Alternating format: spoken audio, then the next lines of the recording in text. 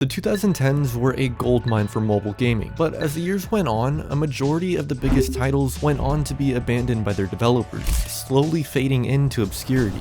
Surprisingly, Pixel Gun 3D didn't follow in their footsteps, and over 13 years later the game is still somewhat alive. But over those 13 years, it would go from a top mobile game of its era into a game that vaguely resembles what it once was, resulting in the community asking themselves, where did it all go wrong? Today we'll explore the Pixel Gun timeline from what most of the community refers to as the peak, all the way to the free-falling state the game is in today.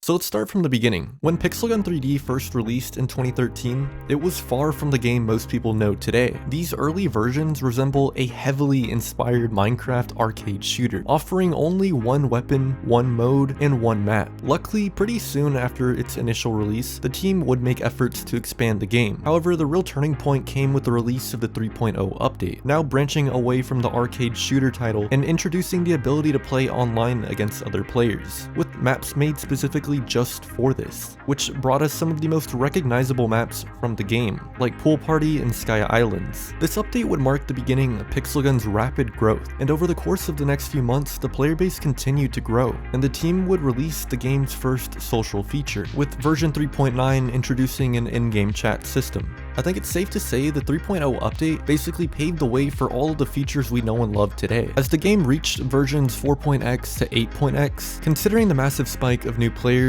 seen since the shift towards an online shooter, now they needed to figure out just how to retain those numbers, which was proving to become an issue already. Even though the campaign would be added in 4.0, it only had 2 worlds, not to mention the enemies were underwhelming to say the least. The developers knew if they didn't release more content, it was only a matter of time before all of the new players left for another game. This resulted in the next few updates including modes like Deadly Games and Capture the Flag, paired with some new maps being added to the map pool. More importantly, one of the first changes to the actual gameplay around this time would be released. That was the potions. These were added in an effort to keep the matches from feeling repetitive. While this update was pretty positively perceived, the same can't be said for the 6.x updates, since they would be met with a pretty fair amount of community backlash, since several of the new maps that would be released, like Atlantis and Ant's Life, would be locked behind the premium paywall. Going through the older versions, I took note of this situation because it technically serves as the first notable sign of the company's monetization attempts that would become more apparent in future versions.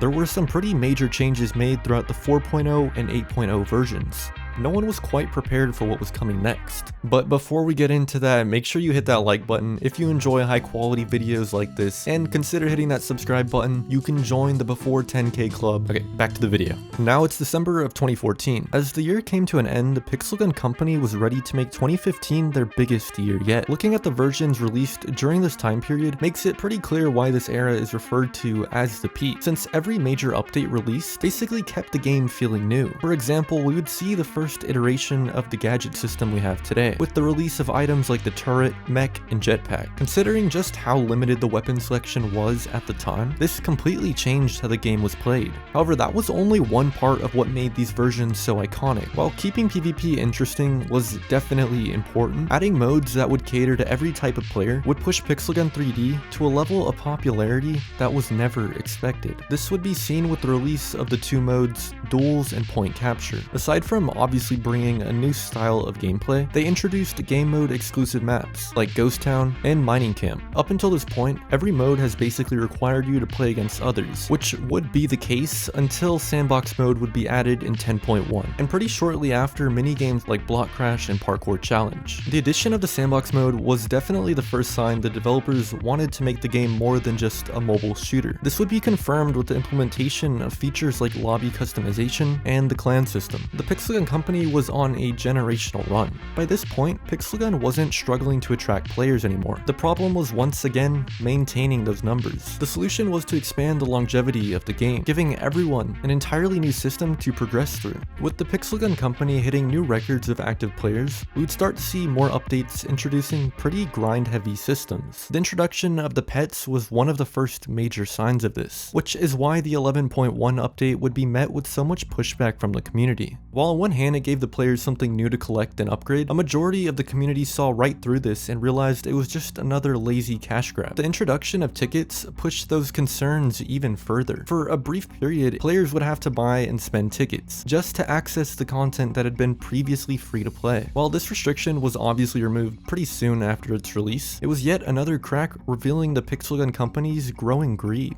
A more positive shift came when the forts and sieges were added, since it did give players a much needed refresh in terms of gameplay and activities. But this era would also introduce weapon parts, meaning instead of directly unlocking complete weapons, you now had to collect those specific parts over time, most commonly by opening chests. The part system was immediately criticized for making progression not only slower, but basically requiring you to play an unhealthy amount in order to avoid paying real-world money for the parts. Yet, unlike all of the other times the community pushed back on a change, this would be the first time the company didn't pull back. While this era did only last a year, it would leave a long-lasting impact on the community, as a result of the company trying to chase whatever was trending at the time. The 14.x versions were relatively lackluster in content, but the real issues would appear in the 15.0 update. Regardless of how you may feel about Pixel Gun's Battle Royale, it was one of, if not the largest mode the developers had ever released. Version 15.1 would expand on it even further by adding a much larger map and even more cosmetics. Now, with most of the resources being poured into the new Battle Royale mode, the community started worrying that the regular multiplayer would get the campaign treatment and gradually become abandoned. The community's concerns became harder to ignore with version 15.2, which introduced Pixel Gun's first Battle Pass. To make matters worse, the following updates only focused on Battle Royale and Battle Pass content. It's worth mentioning that every change during the 15.x versions weren't all negatively perceived, like in the case of the 15.9 update, which introduced a new recoil system, changing how bullet dispersion worked. This update was a breath of fresh air for the community, since the meta had basically been dominated by the 3-cat spam for the last few years. This change was clear evidence that if the developers really wanted to, they were still capable of improving and changing the core gameplay. But unfortunately, the next era would reveal just how low gameplay was on their list of priorities. Throughout the 16.0 and 17.x versions, Pixel Gun would go on to enter one of the most uneventful periods it had ever seen. The 16.x versions were extremely stale. Really, the only features worth mentioning were the fourth world of the campaign being added in 16.0, a pretty massive ban wave for modded accounts in 16.1, and weapon upgrades becoming tied to your overall level. Come version 16.5, we would see the developers attempt to bridge the gap between the casual and sweats. This was done by introducing the auto shoot feature, which did as the name states. It would fire automatically when a player entered your crosshair. While this did make the game more accessible for newer players, it didn't even scratch the surface of the much larger problem, which was the fact that there was no incentive to continue playing this endless pit of in-app purchases.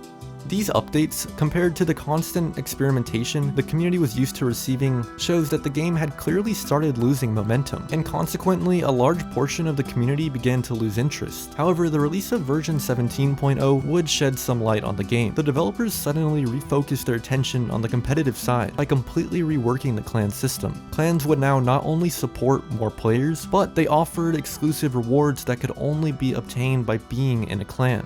The 17.x versions temporarily brought excitement back to Pixel Gun. They also pushed the game even closer to a competitive and grind-heavy version. While it's clear these changes were supposed to solve the problems of players running out of things to do, it unfortunately backfired, making most of the community feel like progression was nothing more than a chore. All of these problems would finally be confronted with the release of version 18.0. I refer to this era as the game's midlife crisis, because by this point it was pretty obvious the developers were aware the game was in a declining state. Matchmaking was getting worse, lobbies were struggling to get filled without bots, and the previous years of pay-to-win progression had already pushed away a large majority of the community. If nothing major changed now, Pixel Gun would only continue to decline. 18.0 would be the first update that actually treated the state of Pixel Gun with some sense of urgency. This would be evident with the economy being completely reworked. Starting with the introduction of the trophy road. This would be a free progression system that rewarded players for actually playing matches, which did exactly what the community had been asking for. For once, the game actually felt like it was moving away from the aggressive pay-to-win direction that had defined so many of the previous versions and practically stained the Pixel Gun image.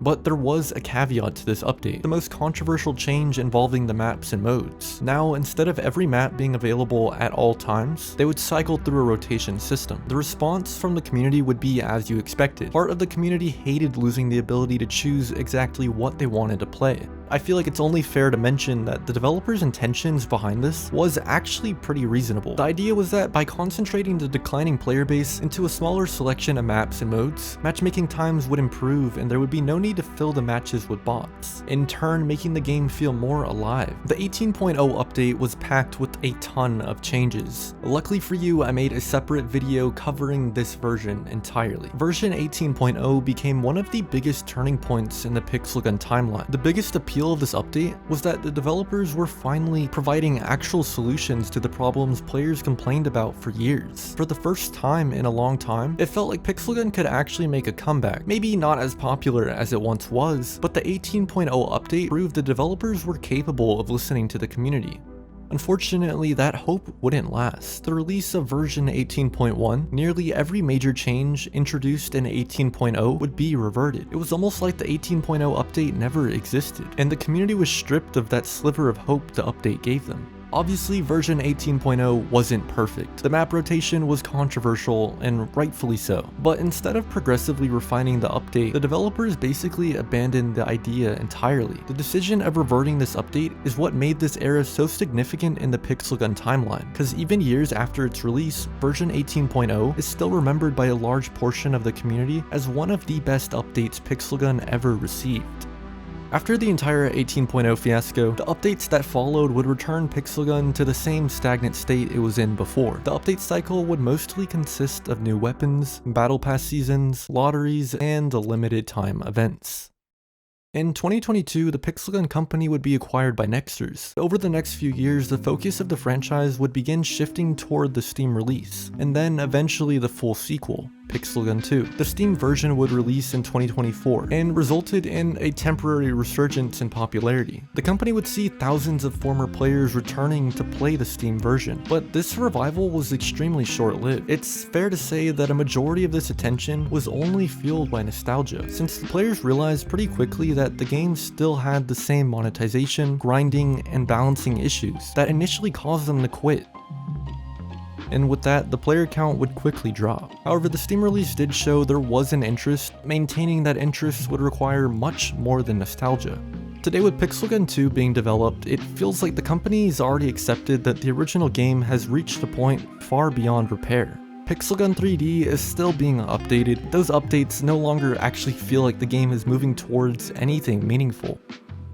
Taking a look back at every major change Pixel Gun 3D underwent, it's nearly impossible to pinpoint one singular update as the sole reason for the game's spiraling state. There were definitely updates that caused more damage than others. As we saw throughout the timeline, the developers were sometimes able to recognize when they made a mistake and then correct it. Version 12.5 is probably the best example of this, since a majority of its controversial changes were reverted almost immediately after. The issue is that over time, these decisions stopped feeling like mistakes. Looking back at where the game started also makes it pretty clear that the original idea was probably never designed to survive over 13 years. As we covered in the beginning, Pixel Gun started off as nothing more than just a Minecraft knockoff. With that being said, keeping any mobile game alive for this long is nothing short of impressive, but all of the money-hungry tactics that have only ramped up over the years made it painfully obvious that Pixel Gun was only being kept alive purely because it was still profitable. I personally think the game is beyond repair. It's become obvious that even the developers understand just how much of the game relies on its past, since a majority of their marketing strategy revolves around reminding former players of their childhood and the nostalgia they may have for older versions, despite the current versions of the game resembling nothing close to that. So after going through 13 years of updates, I'll leave you with the same question I started this video with.